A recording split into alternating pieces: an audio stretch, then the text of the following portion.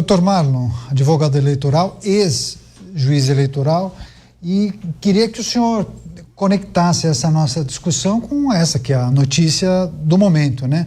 André Mendonça assumindo a relatoria do caso Master no Supremo Tribunal Federal. O que nós podemos esperar agora do novo relator?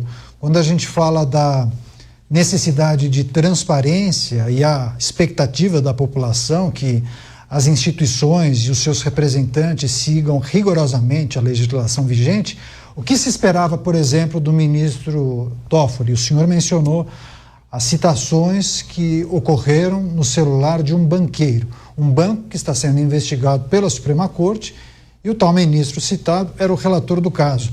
O que o senhor entende que deveria ter acontecido? Uma saída voluntária? A tomada de decisão pela própria Corte ou por meio do presidente da Corte de tirar a relatoria desse magistrado? O que é possível, o que o senhor esperaria e espera agora do novo relator?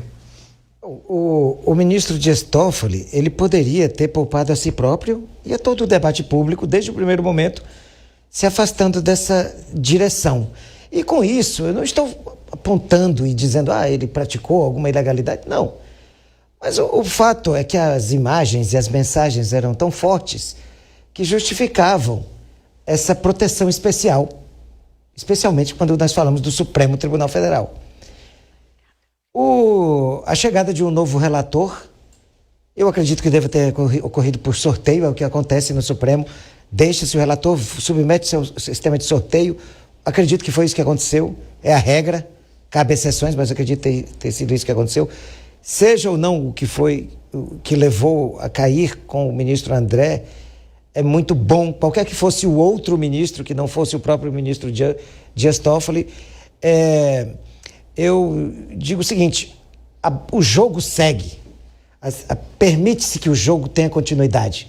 Outro magistrado, com outra ligação, aliás, nenhuma ligação conhecida com esse tema em particular, vai presidir o caso e nós vamos, como brasileiros, continuar acompanhando e torcendo para que tudo seja devidamente elucidado e que todas as responsabilidades venham a lume, né? e sejam aplicadas as normas.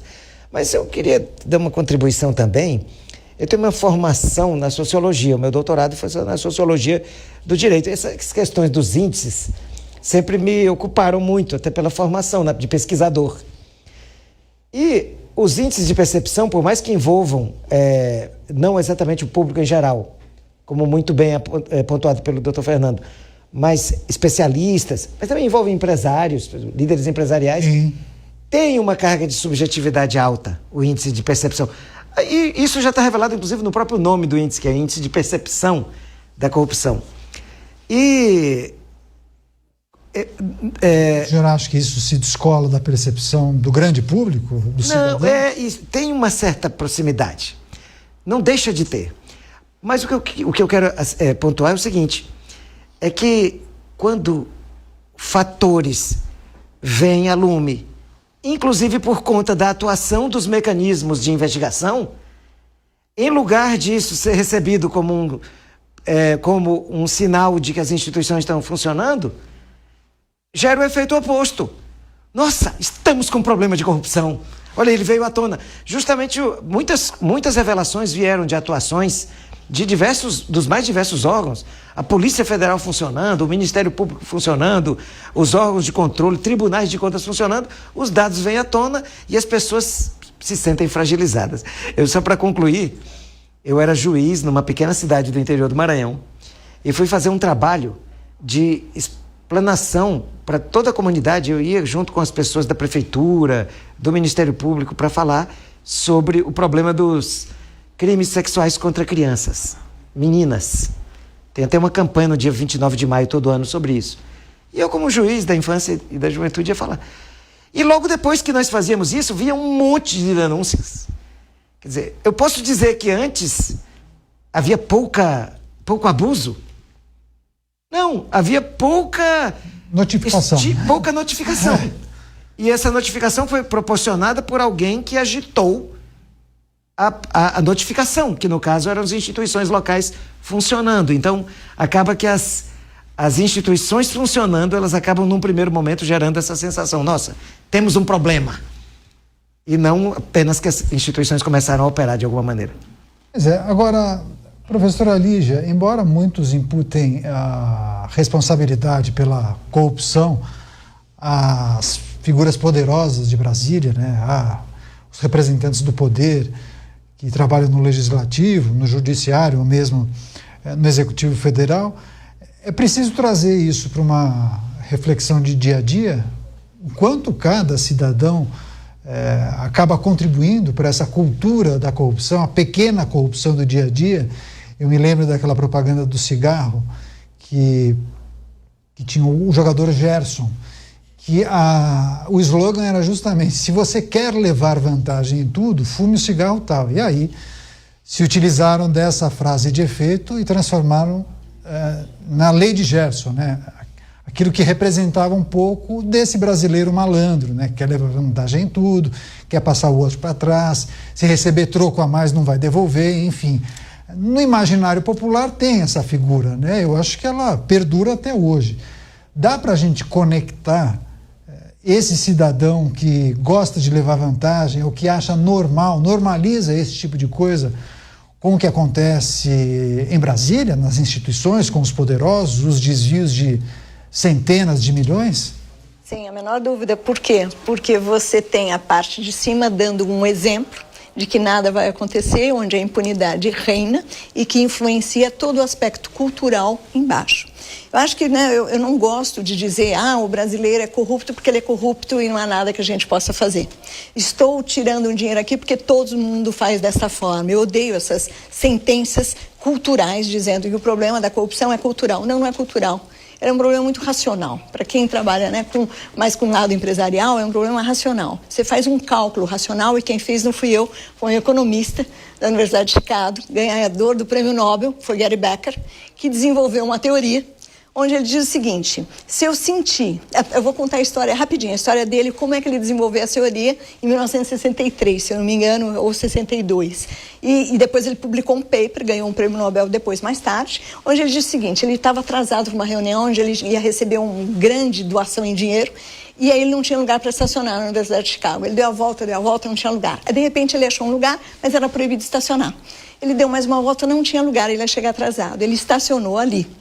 E aí foi correndo para a reunião, e aí ele começou a desenvolver a teoria, que em 1 minuto ele pensou o seguinte: não ia passar controle naquela hora, se passasse controle ia custar $100, o carro dele teria sido levado, guinchado, mas ia custar $100, e se ele atrasasse na reunião, ia custar, era uma reunião de $1 milhão. Então, valia, o benefício econômico era muito bom. Então, a hora que você vê que não tem controle, e se tiver controle, o que você vai pagar é muito pouco, você vai, sim, praticar o crime se o benefício econômico for grande. Era exatamente isso. A teoria é racional, não é mais elemento cultural, e é isso que a gente precisa fazer. A gente precisa mudar o enforcement, ou seja, a gente precisa acabar com a impunidade no Brasil. E nós temos que dar o exemplo de onde? Da Corte Suprema. Seja através de um código de ética, que está bastante na moda também, seja através de decisão, né, com uma mudança de relatoria e tal. A única coisa que nós podemos dizer agora, eu acho que meus colegas concordam comigo, se havia dúvidas de que este caso não deveria estar no Supremo e deveria ir para a primeira instância, acho que essas dúvidas agora deixaram de existir, porque com o envolvimento de um ministro do Supremo, esse caso terá que ser julgado mesmo no Supremo Tribunal Federal. E espero que um código de ética com controle externo, porque a autorregulação parece que não está funcionando no Supremo, será muito bem-vindo para a sociedade brasileira e para a instituição Supremo Tribunal Federal. Vou aproveitar deixa. Esse tópico tratado pela professora, doutor Fernando. Queria pedir sua análise e reflexão a respeito da situação que envolve o ministro Toffoli. Muitos falavam no dia de hoje, mas não tem a menor possibilidade do ministro continuar na relatoria do caso do Banco Master. Mas tem alguma condição de ele continuar na cadeira de ministro? Essa pergunta é a pergunta de 1 milhão aí, né? Essa é uma pergunta muito delicada, porque o processo que nós estamos passando de fragilização das instituições, de deterioração das instituições, demanda que haja, de fato, uma reação de igual gravidade, de igual poder, para que consiga-se encontrar um equilíbrio, para que nós consigamos aí trazer de volta a confiança das instituições, a confiança dos analistas, dos especialistas, das empresas, das pessoas de modo geral, até mesmo para receberem um exemplo. Primeiro mecanismo em qualquer programa de compliance, ou compliance público, ou compliance privado, é o comprometimento da alta gestão. O exemplo vem de cima. É ali que é o início. Se o exemplo não está vindo de cima, é complicado conseguirmos uma cultura de integridade se essa é a esperada. Se não tivermos um exemplo vindo de cima de cultura de integridade, muito dificilmente o cidadão comum vai conseguir ali atuar com integridade, porque muitas vezes, até pelo jeitinho brasileiro, ele é visto ali como o bobo. Você não está se aproveitando ali, o esperto é o que fura a fila, não o que reclama. E aí uma ação dessa, de uma eventual queda de um ministro, traria, de uma certa forma, uma certa resposta drástica que poderia colocar as coisas nos devidos eixos. Claro, com o devido processo legal, com tudo, com o contraditório sendo respeitado, tudo, mas se chegar ali a provar que de fato ele estava envolvido e houver a consequência real, até porque outro mecanismo do compliance é a necessidade da resposta, da remediação, porque não podemos passar o pano. Essa expressão é uma pecha perigosíssima dentro da análise do risco reputacional. Quando nós entendemos que uma instituição passa o pano, ela tolera o desvio moral, essa instituição ela fica extremamente fragilizada.